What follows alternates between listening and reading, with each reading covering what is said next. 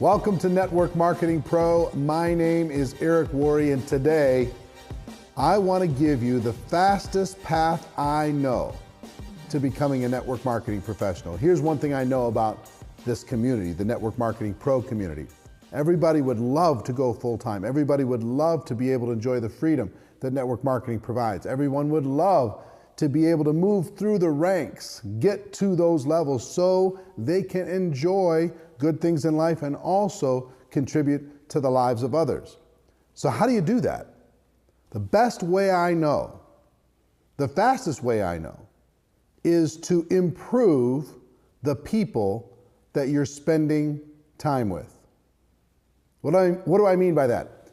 One of the early lessons I got in my life, it started with my parents, and then it continued with some of my mentors. My parents would always say, be careful who you become friends with, because your friends have an influence on your life. And you've seen that. If you're a parent, you know you want your children to have good friends. Why is that? Because those friends will help guide them in a positive direction. Bad friends will help guide them in a negative direction. And when I got involved in network marketing, Jim Rohn was one of my early mentors, and he talked about the power of association. He gave me a formula. He said, you become the average of the 5 people you spend the most time with. And if you think about that, that's true. You're going to generally think how they think, go where they go, do what they do, read what they read if they read, eat what they eat. Your language is going to be similar, your interests are going to be similar, your ambitions are going to be similar, and it's very difficult to be the Lone Ranger inside of a negative influence and try to influence a larger group of people. That's what some people try and do. Well, I'm gonna change everybody around me. Well, when you dance with the devil doesn't change. The devil changes you. So negative influence changes you. So how does this apply to network marketing? Here's how it applies. If you're not focused, find a way to get around the most focused and productive people that you can possibly find. Make friends with those people. Don't hang out as much with people who are lazy, people who procrastinate, people who are filled with excuses, people who are blaming all the time. Those people are going to cause you to procrastinate and blame and give excuses and complain. Now, if you get around positive people like that, and the great thing about network marketing is we have a large pool of people to choose from. People in our company, people in our upline, people in our downline, that we can choose from in order to be able to get around and learn from, okay? So if that's in just a general area. If get around people who are learning, get around people who are growing, get around people who are always striving to be better. If you don't know, for example, how to recruit very well, or you're insecure in recruiting, the fastest way I know for you to become a good recruiter, it's not in the study. How many videos have I done on how to recruit? Yes, the information's important. However, the environment is many times more important than the information. So find people who are great recruiters and listen to those people. Spend time with those people. If you're not good at doing presentations, find a way to develop relationships and friendships with people who are doing great presentations. If you can't get people to attend your company events, find people who are great at getting people to attend your company events, and find a way to friend those people up and listen to what they do and watch what they do. See, I found in this type of association that if I listened, number one, that was really, really valuable. If I took notes and I observed what they did, that was many times more valuable. In other words, my modeling of their behavior. I watched what they did. I watched what they said. I watched how they handled certain situations. I listened. I took notes. And then I tried to emulate that. Now, it works in every category of building your network marketing business. If you lack confidence, find a way to get around confident people. If you lack focus, find a way to get around focused people. If you lack recruiting skills, find a way to get around people who are great recruiters. If you lack some of the social skills, find some people who are incredible at social skills. If you lack leadership, if you're not having duplication in your organization, find people in your organization, I promise they exist, that are great at getting people to duplicate. Now, here's the thing. It's a little tricky at the beginning because sometimes the people who are really good at those things, they're very busy, and you can't just come in as a needy person and come into their group and just barge your way in. You have to earn your way in. See, if you become the average of the 5 people you spend the most time with, where do you want to be on that list of 5? Do you want to be at the top, the best of the 5, or do you want to be the worst of the 5? Many people say, well, I want to be the best. Well, that will feed your ego and it'll steal from your future, because here's where you want to be.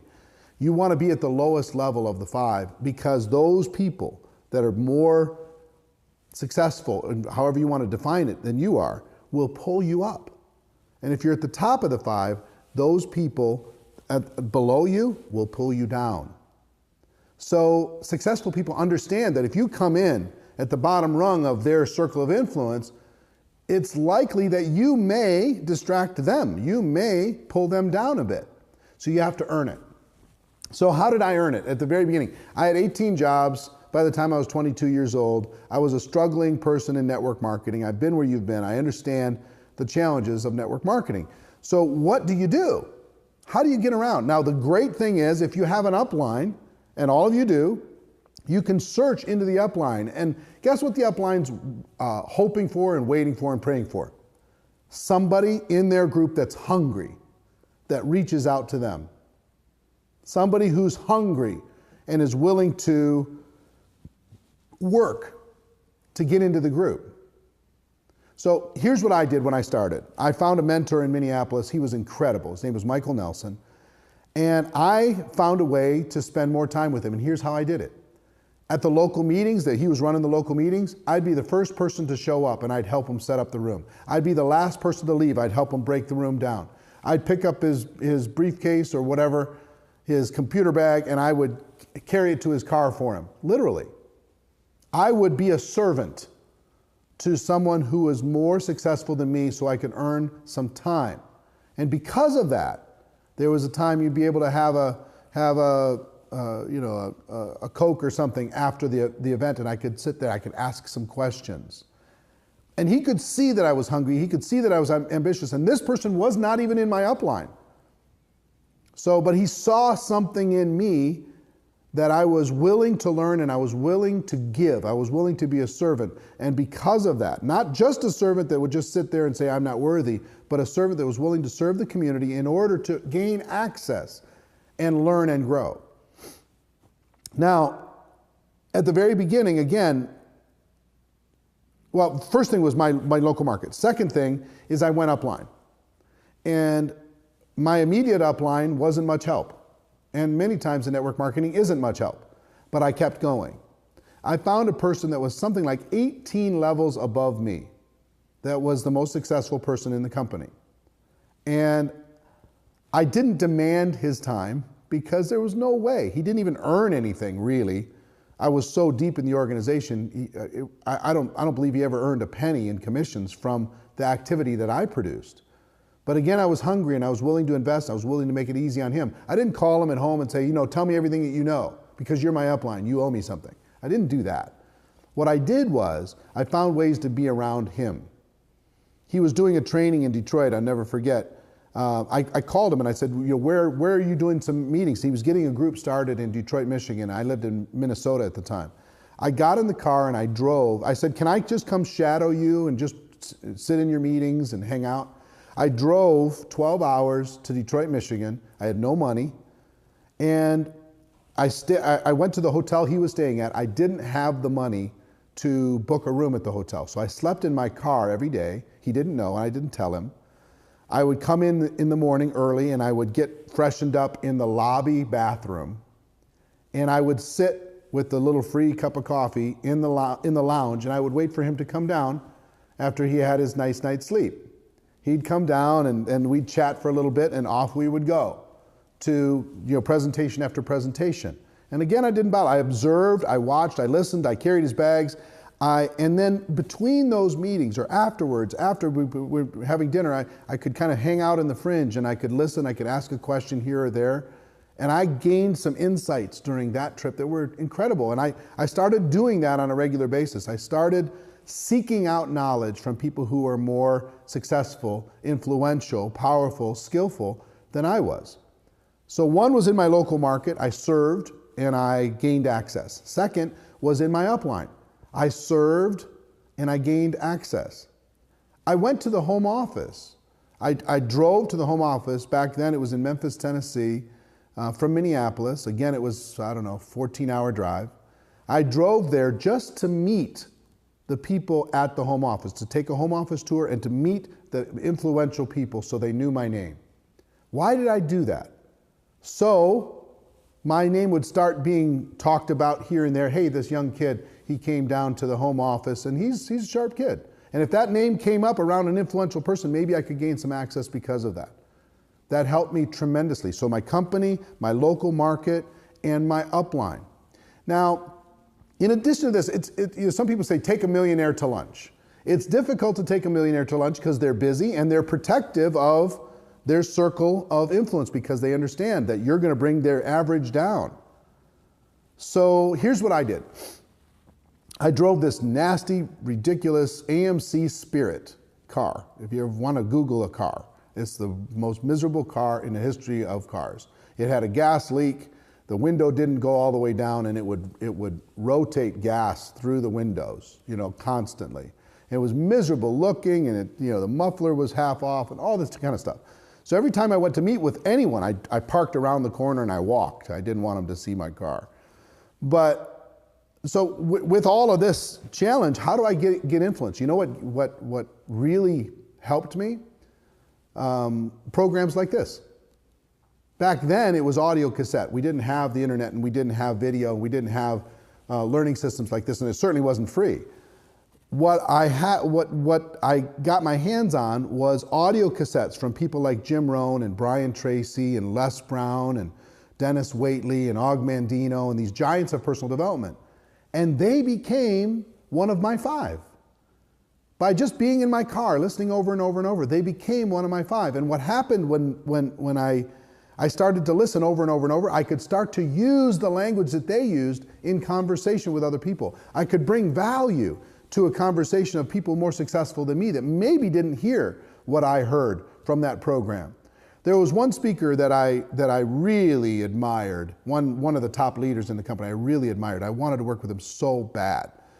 And I found a way to connect with this person, and he was very successful, and I was just a fledgling person. And I would start to give him ideas. I would say, hey, I read this book.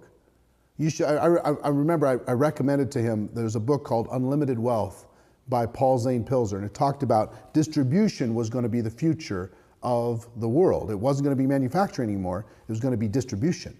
Distribution of goods and distribution of information. So I started pulling quotes, and I would send him quotes. Hey, you maybe use this in your next presentation. Use this in your next training. And he used it, and people loved it, and they were, oh my gosh, this is great. Send me more if you got any more, kid, right? And I hosted a training event in Minneapolis, and I had some of the top leaders come in. He was one of the leaders, and I sat down afterwards and said, what can I do to spend more time and work with you? And he said, well, I don't know, I'm busy, I'm doing this, I'm doing that, but I do appreciate this. You sent me this, you sent me that. And he went home, and I sent him a card afterwards and said, hey, thank you for the time. I really appreciate it. And if I can do anything, one of my goals is to work with you. Some way, somehow. He was cross-line, he wasn't in my organization, but just work together. Why did I want to work together? Why did I want to serve that relationship as a young man? Because I understood that if I got around people who were committed to excellence, that excellence was going to start to rub off on me. Okay? So, my car being a drive time university, I'll never forget. I put Jim Rohn in my car and I wore it out. Les Brown, Brian Tracy, Dennis Waitley, Og Mandino, greatest salesman in the world, all these different people, Earl Nightingale, Napoleon Hill, everything. I was reading books, I was studying, I was learning, I was growing, and I was listening all the time. And I would imagine that Jim Rohn and Brian Tracy and Og Mandino were sitting in the back seat of my car, and they were just having a conversation. I got to listen in. And that was incredible value for me.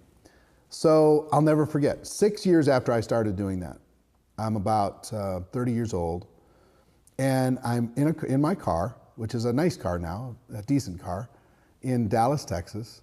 And in the back seat of my car were Jim Rohn, Brian Tracy, and Og Mandino, for real. And they're sitting in the back seat of my car having a conversation. I'm just driving them to their hotel. But they're having a conversation. I'm going, oh my gosh, I attracted this. I set this thing in motion, and guess what? Now I get to hang around with legends. I get to learn from incredibly wise, unbelievable people. So today, I'm still engaged in this. Why do you think I seek out and interview people like Brian Tracy, of course, but like Tony Robbins? I'll be interviewing Sir Richard Branson on June 3rd. I mean, come on. The opportunity to spend time with these people. And why will they do it? Because I'm a servant to them. Because I want to help their mission in life. Because I want to be of value, of service in some way in their world. And you know what? I found I can earn my way into any group, and so can you. You can earn your way into a group of unbelievable recruiters, a group of unbelievably productive people, of unbelievably successful, moving through the ranks, changing people's lives, ambassadors for the network marketing profession. You can earn your way into that group, or you can earn your way into a much more negative group. And you know, the bad associations in your life happen automatically. They're like weeds in a garden. They happen automatically. The good ones don't happen automatically. Those only happen by effort and work and focus and determination. The weeds happen automatically. That negative person that's always whispering in your ear, and you know who I'm talking about, the ones that saying, well, that's always blaming, that's always trying to give you justification for not working, that's always trying to distract you, that's always trying to just chip away at your self-confidence. You know that person. That person needs to be on the very furthest fringe of your life, unless you want to sacrifice your life to keep them happy. See, here's the thing. If you continue to grow, you'll earn your way into different crowds. Some people will grow with you and some people won't. The fact that you grow and they don't doesn't mean you left them behind. It means that they stayed. And you decided that your contribution to the world was more important than making somebody else feel happy and appeasing somebody's negative influence. You cannot afford to be around people who are constantly distracting you from your purpose. You cannot do it. You have to focus on surrounding yourself with greatness, surrounding yourself with positivity, surrounding yourself with learners, surrounding yourself with people who are growing, surrounding yourself with people who are constantly reminding you, hey, you've got greatness inside of you. What are you doing? What are you doing? People who will grab you by the shirt and say, stop. Stop playing small. Why are you playing so small? Why do we do our big events? Our GoPro Recruiting Mastery event. We're going to have 20,000 people at GoPro Recruiting Mastery at the end of this year. Why? One of the biggest values of that event outside of the training is the vision. People come in there, they go, oh my gosh. They see a bigger picture, and that's what associations can do for you. You can see a bigger picture, but this is a choice. And it starts by, one, limiting your association with some negative people. In other words, don't spend as much time. Some of them you don't have a choice with, I understand. But spend a little less time, be a little bit more busy in positive directions. Some you're going to have to cut the cord. You're going to have to disassociate, at least until you gather enough strength to be a positive influence with them. You're going to have to, for the sake of your own future, your own purpose, your own contribution in this world, you're going to have to make some hard decisions. You're going to have to disassociate with some. But mostly what I want you to focus on is expanding your association, being so busy and so surrounded by greatness that all those other petty little small thinking ideas don't even find their way into your mind, because you have filled it with incredible influence. So I hope this gives you some value. I mean, I think this lesson is valuable for you. It's valuable for your children. It's valuable for anyone who wants to do something great in the world. You have a choice. The fastest way to go to the top, in my opinion, is to surround yourself with people who are in that process. Surround yourself with people who are doing today what you want to do eventually. Earn your way into that group. Maybe it starts, the one thing that I need you to understand is many of my mentors I never met. Many of my greatest mentors I never met. They were a mentor on audio, they were a mentor on video, they were a mentor in books. I never met them, and they were still one of my 5. Do you understand? And then eventually I became powerful enough that I met many of them, and you can too. So that's our show for today. Hope you really radically take a look at your life, prune and pull the weeds of negativity out of your associations and replace them with incredible value, because you are worth it. That's our show for today. Ladies and gentlemen, my wish for all of you is that you decide to become a network marketing professional. You decide to go pro. You decide to surround yourself with greatness, because it is a stone cold fact that we have a better way. Now let's go tell the world. Everybody have a great day. I'll see you next week. Take care. Bye-bye.